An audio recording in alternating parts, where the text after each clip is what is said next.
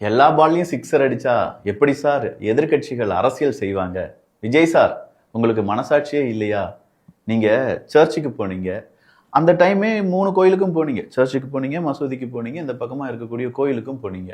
அந்த நேரம் பேசாத அரசியல் விமர்சகர்கள், அரசியல் புரோக்கர்கள், அரசியல்ல அற்ப நிலையில் இருக்கக்கூடிய மனிதர்கள் எல்லாரும் ஒரு விமர்சனத்தை வச்சாங்க. நீங்க கிறிஸ்தவரா இருந்தீங்க, கிறிஸ்தவர்களுடைய ஓட்டுகளை வாங்குறதுக்கு தான் நீங்க என்ன தேவாலயத்துக்கு போய் முட்டி போட்டு நடந்தீங்கன்னு. திடுதிப்புன்னு பார்த்தா திருச்செந்தூருக்கு வந்தீங்க. அதுவும் எலெக்ஷனுக்கு அடுத்தபடியா நீங்க ரிசல்ட் வர வெயிட் பண்ணிட்டு இருக்கிற நேரத்துல இந்த திருச்செந்தூருக்கு வந்ததற்கான நோக்கம் அப்படிங்கிறது மக்களுக்கு எந்த நோக்கமும் இல்லை அப்படிங்கிறது தெரியும். ஆனா இதுல ஒரு அரசியல் மத சாயத்தை பூசுறதுக்கு சில வன்னி அரசு மாதிரியான நபர்கள் வந்தாங்க. அதுவும் தோல்வி அடைந்து விட்டது. இப்ப என்னன்னு சொல்லி பார்த்தா, சாய்பாபா கோயிலுக்கு போயிருக்கீங்களே பாஸ், அவங்க இனிமே என்ன சொல்லுவாங்க? உங்களை கிறிஸ்தவனும் சொல்ல முடியல, உங்களை ஹிந்துன்னு சொல்ல முடியல, சாய்பாபா கும்பிட்றவரும் அப்படின்னு சொல்ல முடியல. நாளைக்கு நீங்க ஏதாவது மசூதிக்கு ஆல்ரெடி போயிருக்கீங்க, ஆல்ரெடி பள்ளிவாசலுக்கு ஏதாவது நீங்க போவீங்க. அடுத்த நாள் ஒருவேளை வேற ஏதாவது ஐயா வைகுண்டர் அங்க போவீங்களா? அப்படி இல்லைன்னா சமண புத்த துறவிகள் அங்க எங்கேயாவது போவீங்களா? ரொம்ப கன்ஃபியூஸ் ஆயிடுவாங்க சார் உங்களை விமர்சனம் பண்றவங்க. சரி, நீங்க திருச்செந்தூர் போனதை விமர்சனம் பண்ணாங்கல்ல வன்னியரசு மாதிரியான நபர்கள், திடுதிப்புன்னு பார்த்தா நீங்க திருச்செந்தூர் போன அடுத்த நாளே அனிதா ராதாகிருஷ்ணன் அவர்களும் ஐயா நம்ம சேகர் பாபு அவர்களும் திருச்செந்தூர் விஜயம் மேற்கொண்டிருக்கிறார்களே. அரோகரா, முருகனுக்கு அரோகரா, கந்தனுக்கு அரோகரா. இது ஆழமான அரசியல் சதுரங்கம்.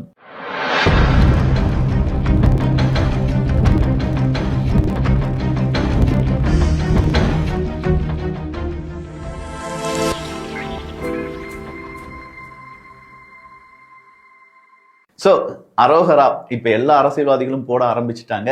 இனி போட்டுதான் ஆகணும் அப்படிங்கிற நிலைமையும் வந்துவிட்டது. எந்த மதத்தையும் குறை சொல்லி ஒரு அரசியல் கட்சியை நடத்திட முடியாது. எந்த மதத்தினரையும் காயப்படுத்திய பிறகு அரசியல்ல வெற்றி பெற முடியாது அப்படிங்கிறத ஒவ்வொரு அரசியல்வாதிகளும் புரிந்து கொண்டார்கள் என்றால் மத அரசியல் செய்வதை நிப்பாட்டிடுவாங்க. இந்த மத அரசியல் செய்யறதை நிப்பாட்டிட்டாலே மனிதர்கள் மனிதர்களாக வாழ தொடங்கிடுவாங்க. அதன் பிறகு நம்ம ஒழிக்க வேண்டியது சாதி அரசியல் தான். சாதியை நான் தான் ஒழித்தேன் அப்படின்னு சொல்லக்கூடிய கட்சிகள் தான் இன்னைக்கும் சாதியை வளர்த்து கொண்டிருக்கிறார்கள். அதை எதிர்த்து கேள்வி கேட்கக்கூடிய மனிதர்கள் சாதி வெறியர்களாக மாற்றப்பட்டு கொண்டிருக்கிறார்கள். அவ்வளவுதான் இங்க நடந்துட்டு இருக்கு. அந்த இக்கோ சிஸ்டத்துல தான் நம்ம மாட்டிட்டு இருக்கோம். நீ சாதி பார்த்து வேட்பாளரை நிப்பாட்டடா அப்படின்னு கேட்டா, என்னடா உன் சாதிக்கு எதிராக நாங்க வேட்பாளரை நிப்பாட்டலன்னு சொல்றியா? சார், நான் எந்த சாதிக்கு எதிராகவும் எந்த சாதிக்கு ஆதரவாகவும் நீங்க வேட்பாளரை நிப்பாட்ட வேண்டாம் நான் சொல்லிட்டு இருக்கேன். மனிதனை மனிதனா பாருங்கன்னு சொல்லும்போது அதெல்லாம் முடியாது. நாங்க அப்படித்தான், நாங்க இப்படித்தான், நமக்கு யாரு தெரியுமா அப்படிலாம் சொல்லுவாங்க. இப்போ பார்த்திபன் அப்படிங்கிற ஒரு ஆக்டர் இருந்தார். நமக்கெல்லாம் நல்ல பாடம் எடுத்துட்டு திடீர்னு போய் நான் நாயுடு தான், எனக்கு ப்ரௌடு நாயுடு அப்படிலாம் சொல்லி அவர் ஒரு மீட்டிங்ல பேசியிருந்தார். அது பேசினதை தமிழ் மக்கள் பார்த்துட்டாங்க. என்னையா எங்க தலையில மிளகா அரைச்சிட்டு நீ பாட்டுக்கு உன் ஏரியால போய் நான் ப்ரௌடா இருக்கேன், நான் நாயுடுகார் தான் அப்படின்னு சொல்றியே, இதெல்லாம் சரியா அப்படின்னு சொன்னோன்னே, ஐயோ அது வாய் தவறி வந்துருச்சு, அதை நான் வாண்டடா பேசல, நான் சாதி அற்றவன், நான் சாதியே இல்லை, எனக்கு சாதி இல்லை அப்படிங்கிற சர்டிபிகேட் வாங்க போறேன், இதனால நிறைய பிரச்சனைகள் வரலாம், ஏதோ இவர் தான் ஃபர்ஸ்ட் போய் நான் சாதி இல்லாத மனிதன் சொல்லி சர்டிபிகேட் வாங்குறவன். இதுக்கு முன்னாடி நிறைய புரட்சியாளர்கள், நிறைய குழந்தைகள், நிறைய பேரண்ட்ஸ்லாம் வாங்கிட்டாங்க சார். பார்த்திபன் சார், நீங்க டூ லேட். எனிவே அவர் சாதி அற்றவர் அப்படிங்கிற ஒரு சர்டிபிகேட்டை வாங்குறார். அப்படி வாங்கும்போது அதுக்கு ஜட்ஜ்மெண்ட் கொடுத்துருப்பாங்கல்ல நீதிபதிகள், அவங்க என்ன தெரியுமா சொன்னாங்க? நான் சாதியற்றவன், எனக்கு சாதி இல்லை அப்படிங்கிற இந்த சர்டிபிகேட் வேணும்னா விளம்பரத்துக்கு பயன்படுத்தலாம், அம்பிட்டுதான் முடியும். சாதியை ஒழிக்க வேண்டும் என்றால் அது மனசுல இருந்து வரணும். எங்க இருந்து சார்? மனசுல இருந்து வரணும். நான் சாதி இல்லை, எனக்கு சாதி இல்லைன்னு சொல்லி சர்டிபிகேட் வாங்கினாலோ, நான் சாதியை ஒழித்த கட்சியில் இருக்கிறேன், இது பெரியார் மண் அப்படின்னு சொல்றதுனாலே இங்க சாதி ஒழிஞ்சிடாது. மனதளவில் எல்லோரும் சமம். பிறப்பால் இங்க யாருக்கும் எந்தவித பயனும் இருக்கக்கூடாது, எந்தவித நஷ்டமும் இருக்கக்கூடாது. எல்லோரும் அவங்களுடைய திறமைக்கு ஏற்ப, அவங்களுடைய படிப்பிற்கு ஏற்ப, அவங்களுடைய வேலை வாய்ப்புக்கு ஏற்ப, அவங்களுடைய ஏஜுக்கு ஏற்ப, அவங்களுடைய பொருளாதாரத்துக்கு ஏற்ப நல்ல விஷயங்கள் நடக்க வேண்டும் அப்படின்னு சொல்லி நம்ம என்னைக்கு மனசார நினைக்கிறோமோ, இது பார்த்திபன் அவர்களுக்கு மட்டும் கிடையாதுங்க, என்டையர் மனித குலத்திற்கு ரொம்பவே நல்லது அப்படின்னு சொல்லலாம். சரி, இவ்வளவு தூரம் நேத்து நடந்ததும் இன்னைக்கு நடந்ததையும் வச்சு செஞ்சு போட்டோம். அடுத்ததா காங்கிரஸ் என்ன ஆக போகுதுப்பா அப்படிங்கிற ஒரு கேள்வி இருக்குல்ல. தமிழ்நாடுக்கு தேர்தல், அதற்குன்னு ஒரு தலைவரை காங்கிரஸ் நியமிச்சிருப்பாங்கல்ல, அவருடைய பெயர் தான் கிரிஷ் சோடங்கர் அப்படிங்கிறவர். இந்த கிரிஷ் சோடங்கர் அப்படிங்கிறவர் என்ன தெரியுமா சொல்லிட்டாரு? திமுக தான் வெல்ல போகுது, ஓகே வெண்டுட்டு போட்டோம், ஆனா ஒண்ணு, இனிமே நாங்க நடுநிலைவாதியாக இருக்க போறது கிடையாது. எங்க புரியல, அதாவது ஆளும் கட்சி எதிர்கட்சி இரண்டு துருவங்கள், இதுக்கு நடுவுல கொஞ்சம் நடுநிலைவாதிகள் இருக்காங்களா, அவங்க என்ன சொல்லுவாங்கன்னா, நான் ஆளும் கட்சி கிட்ட கூட்டணி வச்சிருக்கேன், நான் எதிர்கட்சிகிட்ட கூட்டணி வச்சிருக்கேன் அப்படின்னு சொல்லி அந்த நடுநிலைவாதிகள் அப்படியே இருப்பாங்க. எங்களால இனிமே இருக்க முடியாது. யாரால? காங்கிரஸால. ஆல்ரெடி காங்கிரஸ்ல இங்க ஆட்களே இல்லைன்னு சொல்லிட்டு இருக்காங்க. 4 பேருக்கு மேல யாருமே கூட்டம் கூட கூடாதுன்னு சொல்றாங்க.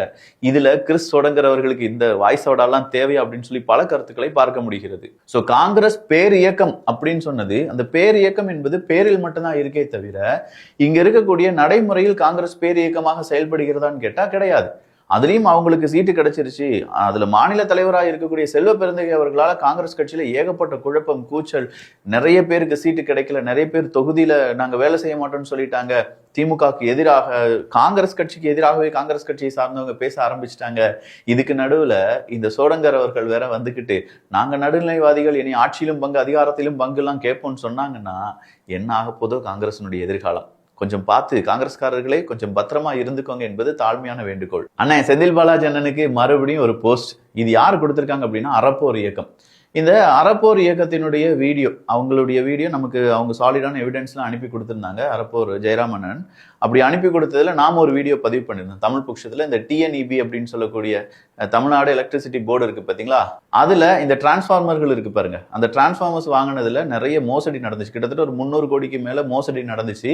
ஒரே அமௌண்ட்ல எங்க உங்களுக்கும் எனக்கும் கண்ணை கட்டியிருக்காங்க. சரியா, கண்ணை கட்டிட்டு காதையும் மூடி இருக்காங்க. அப்ப காதையை மூடிட்டு உங்ககிட்ட ஒரு நம்பர் கேட்கறாங்க. நீங்க என்ன சொல்றீங்க? ஒரு நம்பர் சொல்றீங்க. அதாவது 2 பேர்ட்ட நம்பர் கேட்கறாங்க, 2 பேர் நம்பர் சொல்றாங்க. 2 பேர் சொல்லக்கூடிய நம்பர் ஒரே மாதிரி இருக்குமா? ஒருவேளை ஒரே மாதிரி இருக்கலாம். ஓகே, 5 பேர் கண்ணையும் காதையும் மூடி வச்சுட்டு 5 பேர் ஒரு நம்பர் சொல்லுங்கன்னு சொன்னா கண்டிப்பா நான் சொல்றேன் 5 பேரும் சொல்லக்கூடிய நம்பர் ஒரே நம்பரா இருக்காது. அவங்களுடைய ரேண்டம் நம்பர்ஸ் அப்படிங்கிறது ஏதாவது இருக்கும். இதே மாதிரி தான் நம்ம ஒரு அரசாங்கத்துக்கு ஒரு வேலை நடக்குதுன்னு வச்சுக்கோங்களேன், அந்த வேலையை அரசாங்கமே எடுத்து செயல்படுத்த முடியாது. அதனாலதான் டெண்டர்ஸ் அப்படிங்கறத அறிவிப்பாங்க. அதாவது இந்த வேலைகள்ல முன் அனுபவம் இருக்கக்கூடிய நபர்கள், இந்த வேலையை செய்து கொண்டு இருக்கக்கூடிய நபர்கள், வாங்க அரசாங்கத்துக்கு இப்படி ஒரு வேலை இருக்கு, உங்களால எவ்வளவு கம்மி விலைக்கு இந்த வேலையை செஞ்சு தர முடியும். இதுதான் டெண்டர் அப்படிங்கிறதுக்கான குட்டி விளக்கம். அப்ப இந்த டெண்டரை டிஎன்இபி அறிவிக்கணும். அந்த ஒரு போர்டு இருக்குல்ல, அந்த போர்டு அறிவிக்கிறாங்க. ஸோ ஒவ்வொரு டிரான்ஸ்ஃபார்மர்ஸ் அப்படிங்கிற 5 கிலோவாட் அப்படின்னு சொல்லி 3 கிலோவாட் அப்படின்னு நிறைய டிரான்ஸ்ஃபார்மர்ஸ் இருக்கு. அப்ப இது எல்லாமே இந்த டெண்டருக்குள்ள வந்துடுது பார்த்துக்கோங்க. இது எல்லாத்தையுமே ஒரு சில நிறுவனங்கள் என்ன செய்யறாங்க, நான் 12,000 ரூபானா அவனும் 12,000 ரூபா தான் சொல்லுவான், இவனும் 12,000 தான் சொல்லுவான். 4வது ஒருத்தன் 11,950 ரூபா போட்டிருப்பான். ஸோ இந்த டெண்டர் யாருக்கு போகும்? 4வது அந்த நபருக்கு தான் போகும். ஏன்னா 11,950. ஆனா இவங்க 3 பேர் எப்படி 12,000 சொன்னாங்க? அதுதான் செட்டிங் டெண்டர். செட்டிங் செல்லப்பா கேட்டிருப்பீங்க. இது செட்டிங் டெண்டர் அப்படின்னு சொல்லி அறப்போர் இயக்கம் சாலிடான எவிடன்ஸுடன் அவங்க இந்த வழக்கை கொண்டு போடுறாங்க. இந்த வழக்கை போட்ட பிறகு அந்த வழக்கு விசாரணைக்கு ஏற்படுத்த நிறைய 2 பேர் அரெஸ்ட் பண்ணியிருக்காங்க. பட் இது நீதிமன்றத்துக்கு போகுது, இந்த வழக்கு சரியா நடக்கல அப்படின்னு சொல்லி. டிரான்ஸ்ஃபார்மர்கள் கொள்முதல் செய்ததில் தமிழக அரசுக்கு 397 கோடி ரூபாய் இழப்பு ஏற்பட்டுள்ளதாக புகார்.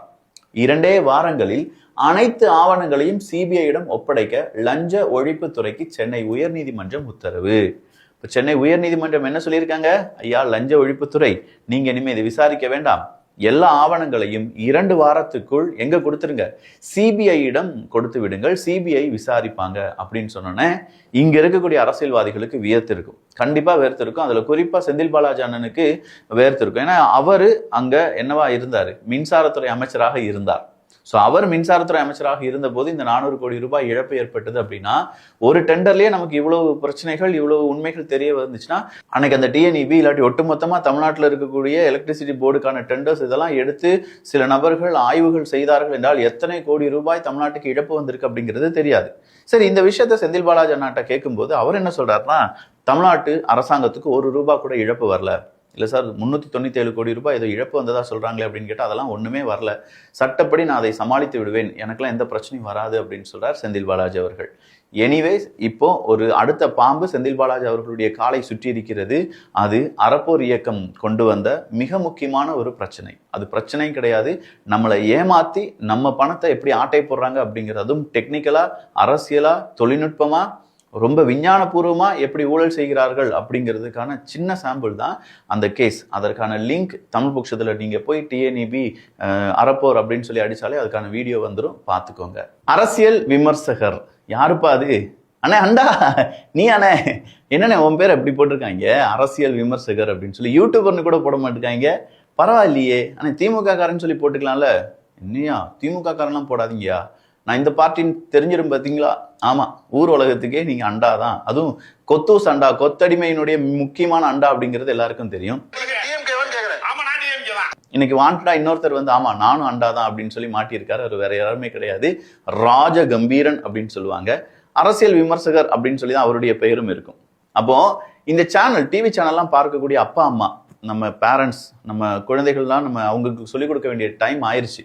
இந்த அரசியல் விமர்சகர்கள் அப்படின்னு சொல்லக்கூடிய நபர்கள் திமுக ஆதரவாக பேசினார்கள் என்றால் அவங்க திமுக ஆதரவாளர்கள் அப்படின்னு சொல்லி போட்டு ஏதாவது நியூஸ் சேனல்ல அவங்களை உட்கார வச்சு டிபேட் நடத்தினாங்கன்னா அதை பாருங்க. அப்படி இல்லைன்னா அந்த சேனலை பார்க்காதீங்க அப்படின்னு சொல்லி அப்பா அம்மாட்ட நாம தான் சொல்லி கொடுக்கணும். ஏன்னா அப்பா அம்மாவை ஏமாத்தி வச்சிருக்காங்க, டோட்டலா அவங்கள பிரெயின் வாஷ் பண்ணி வச்சிருக்காங்க. அவங்கள அந்த உறக்க நிலையிலிருந்து விழிப்பு நிலைக்கு யாரால் ஏற்படுத்த கொண்டு வர முடியும் அப்படின்னு கேட்டீங்கன்னா நம்ம இளைஞர்கள் படையால தான் முடியும். அதற்கு நம்ம அண்டாவினுடைய சில வீடியோக்கள் நம்ம அப்பா அம்மாட்ட காண்பிக்க வேண்டும், நம்ம மாமா மச்சான் தாத்தா பாட்டிட்டெல்லாம் காண்பிக்க வேண்டும். பாட்டி பாத்தியா, இவன் என்ன செஞ்சிருக்கான்னு பாத்தியா, எப்படி பேசியிருக்கான்னு பாத்தியா, அப்ப இவன் எப்படி அரசியல் விமர்சகரா இருக்க முடியும் அப்படின்னு சொல்லி பாட்டிட்டு கேட்கும்போது எழுசறுப்பு நாய அப்படின்னு சொல்லிட்டு அந்த பாட்டி என்ன செஞ்சிடும், ஏனே இந்த அரசியல் விமர்சகர்லாம் போடாதீங்கப்பா அப்படின்னு சொல்லிவிட்டாங்க. சரி, இதெல்லாம் விட ரொம்ப ரொம்ப ரொம்ப முக்கியமான ஒரு விஷயம் இருக்கு. இன்னைக்கு 6 மணிக்கு மேல எல்லாருமே எக்ஸிட் போல் ரிசல்ட் அப்படிங்கிறத கொடுத்துருவாங்க. ஏன்னா வெஸ்ட் பெங்காலுக்கான ஓட்டிங் இன்னைக்கு முடிஞ்சிடும், ஃபேஸ் 2 அப்படிங்கிறது முடிஞ்சிடும். கிட்டத்தட்ட ஒரு 142 தொகுதி ஏதோ இன்னைக்கு போலிங் அப்படிங்கிறது நடக்க போகுது. இதன் பிறகு ஒவ்வொரு ஊடகமா தமிழ்நாட்டில், கேரளால, புதுச்சேரியில, இது இப்போ வெஸ்ட் பெங்கால்ல இங்கெல்லாம் என்ன மாதிரியான ஓட்டுகள் வரப்போகிறது, யார் வின் பண்றதுக்கான பாசிபிலிட்டி இருக்கு அப்படின்னு சொல்லி ஓட்டு போட்டுட்டு வெளியில வந்திருப்பாங்கல்ல, அவங்க கிட்ட சில கருத்து கணிப்பை கேட்டு அதை எழுதி வச்சு நோட் பண்ணி வச்சிருப்பாங்க. அப்ப அதெல்லாம் இன்னைக்கு வெளியிடும் போது இன்னைக்கு இந்த மெல்டிங் பாயிண்ட் சரவணன் இருக்கார்ல, திமுகவினுடைய அட்வொகேட் யூனிட்டினுடைய மிக முக்கியமான நபர். ஸோ அவர் என்ன சொல்றாருன்னா, ஆங்கில ஊடகத்தை எல்லாம் பார்க்காதீங்க, திமுக காரங்க ஆங்கில ஊடகத்தை பார்க்காதீங்க, திமுக தோத்துரும், திமுக ரொம்ப கம்மியான சீட்டு தான் ஜெயிக்கும் அப்படின்னு சொல்லி ஏகப்பட்ட இடத்துல நம்மள மடைமாற்றம் செய்வார்கள். 200 தொகுதிக்கு மேல திமுக தான் வெல்ல போகிறது, உறுதியாயிருங்க, ஆங்கில ஊடகத்தை பார்க்காதீர்கள் அப்படின்னு சொல்லிட்டாங்க.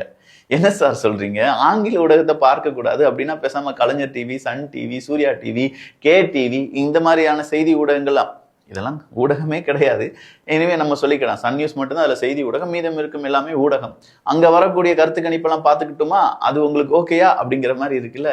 அப்போ ஏதோ ஒரு உண்மை திமுகவினுடைய என்டையர் எக்கோசிஸ்டத்துக்கு தெரிஞ்சிருக்கு, எல்லாருக்குமே ஏதோ ஒரு உண்மை தெரிஞ்சிருக்கு. ஒன்று, தாவேகா எங்கேயோ அதிகமாக ஓட்டுகள் வாங்கியிருக்காங்க, அதிக பெர்சன்டேஜ் ஓட்டுகள் வாங்கியிருக்காங்க, திமுக முக்கியமான இடங்களில் கோட்டையை விட்டுருக்காங்க அப்படிங்கிற மாதிரியான சில விஷயங்கள் அவங்க காதுகளுக்கு போயிருக்கு. அதனால தான் நாங்கள் கூப்பிட உட்கார்ந்தாலும் பரவாயில்லை, நாங்க இந்த மாதிரி ஆங்கில ஊடகத்தை பார்க்காதீங்க, எங்களுக்கு கூப்பனும் புதுசு கிடையாது, நீ என்ன ஓட்டு போட்டியா, திமுக ஓட்டு போடலன்னா தண்ணீர் தொட்டியை உடைப்போம், ஒண்ணுமே கிடையாது. ஆனா சிபிஐஎம் ஐயா சண்முகம் ஐயாலாம் இருக்காரா அப்படிங்கிறது தெரியல. எசமானன்கள் அப்படின்னு சொல்லி, மகாராசன்களா அப்படிலாம் சொல்லி ஒரு ஸ்டேட்மெண்ட்டை கொடுத்திருந்தார். அரசியல் சதுரங்கத்தை கண்டினியூஸா பார்க்கிறவங்களுக்கு இந்த மகாராசன்கள் ஏன் வந்துச்சு, எப்படி வந்துச்சுன்னா உங்களுக்கு தெரிஞ்சிருக்கும். அப்படிப்பட்ட மகாராசன்களுக்கு ஓட்டு போடலன்னு சொல்லி மகாராசன்களுடைய அந்த குட்டி குட்டி நபர்கள்லாம் இருக்காங்கல்ல, அவங்க கிராமத்துல இருக்கக்கூடிய மக்களை அடிக்கிறாங்களாம், துன்பப்படுத்துகிறார்கள், அங்க இருக்கக்கூடிய டேங்கை உடைக்கிறாங்க. இதை கேள்வி கேட்ட டிஒய்எஃப்ஐ சார்ந்த ஒரு நபர் மீது அவங்க வழக்கு தொடர்ந்திருக்காங்க அப்படின்னு சொல்லி பாதிப்பு ஏற்படுத்துகிறார்கள். உடனடியா வந்து எங்களுடைய வாட்டர் டேங்கை காப்பாத்துங்கன்னு சொன்னவரை போலீஸ் அரெஸ்ட் பண்ணிட்டு போயிருச்சு. இதற்கு கம்யூனிஸ்டுகள் வாயை திறப்பார்களா அப்படின்னு சொல்ற ஒரு கேள்வி உருவாகி இருக்கிறது. காவல்துறையை பொறுத்த வரைக்கும் 2 பக்கமுமே எங்களுக்கு வழக்கு வந்துச்சு, 2 பக்கமுமே நாங்க விசாரணை செய்யறோம், அதுக்காக உங்களை நாங்க அரெஸ்ட் பண்றோம் அப்படின்னு சொல்லி அவரை கொண்டு போக, அது எதிர்பக்கமா இருக்கக்கூடிய நபர்களை அரெஸ்டே பண்ணலையேன்னு சொல்லி இவர் கேட்கக்கூடிய வீடியோ எல்லாமே ரொம்ப பெரிய அளவுல வைரல். ஸோ இதற்கு சண்முகம் ஐயா அவர்கள் வாய் திறப்பாரா, இல்ல வழக்கம் போல திமுக எதுவும் சொல்லிடக்கூடாது, 30 கோடி வந்து போகுமா இல்லையா, புரிய வேண்டியவங்களுக்கு புரிஞ்சிருக்கும். இது எப்படி இருந்துச்சு இந்த வீடியோ? டோட்டலா நிறைய இன்ஃபர்மேஷன் இருந்துச்சா, நிறைய டிஸ்கஸ் பண்ண வேண்டி இருந்திருக்கும், நிறைய நண்பர்களுக்கு சொல்லிக் கொடுக்க வேண்டியதாக இருந்திருக்கும். இதே மாதிரி தான் நம்முடைய வீடியோக்கள் எல்லாமே இந்த 4ஆம் தேதி வரை இருக்க போகுது. நான் முதலே சொன்ன மாதிரி தான், 4ஆம் தேதி ஒரு மாற்றம் இருக்கிறது அப்படின்னா கண்டிப்பா இந்த அரசியல் சதுரங்கம் அப்படிங்கிற சேனலை நம்ம கண்டினியூ பண்ணுவோம். இல்ல எல்லாருமே மக்கள் நினைச்சிட்டாங்க திமுகவே இருந்துட்டு போட்டோம் அப்படின்னா ஓகே, திமுக இருந்துட்டு போட்டோம், அவங்க நல்லபடியாக ஆட்சி செய்யட்டும், இல்ல மக்கள் எப்படி வேணாலும் அந்த ஆட்சியை விமர்சிக்கட்டும், அது நமக்கு பொருட்டே கிடையாது. ஆனா அரசியல் சதுரங்கத்துல அரசியல் சம்பந்தமான வீடியோ வராது. ஏன்னா மறுபடியும் திமுகவை விமர்சனம் பண்ணி மக்கள் கொடுத்த தீர்ப்பை நம்ம அக்செப்ட் பண்ணிக்கிடுவோம். ஸோ மாற்றம் வந்தது அப்படின்னா, மாற்றம் வரும்போது ஏன் அரசியல் சதுரங்கத்தை தொடர்கிறாய் என்று கேட்டால், அந்த அரசாங்கமும் மாற்றம் வந்த அரசாங்கமும் பழைய அரசாங்கம் மாதிரி இருக்கக்கூடாதுல்ல, அப்போ அவங்கள நம்ம விமர்சனம் பண்ணணும்ல, அதுக்காக சேனல் இருக்கும். இல்ல எகைன் திமுக தான் வருது அப்படின்னா வாய்ப்பில்ல ராஜா, எனக்கு ஒரு குண்டாசை பார்சல் பண்ண வச்சு சவுக்குக்கு நிலைமையை பார்த்தீங்களா எப்படி இருக்குன்னு, அதெல்லாம் எனக்கு தேவையில்லைங்க. நல்லதை பகிர்ந்து நல்ல சமுதாயத்தை உருவாக்குவோம். நன்றி, வணக்கம்.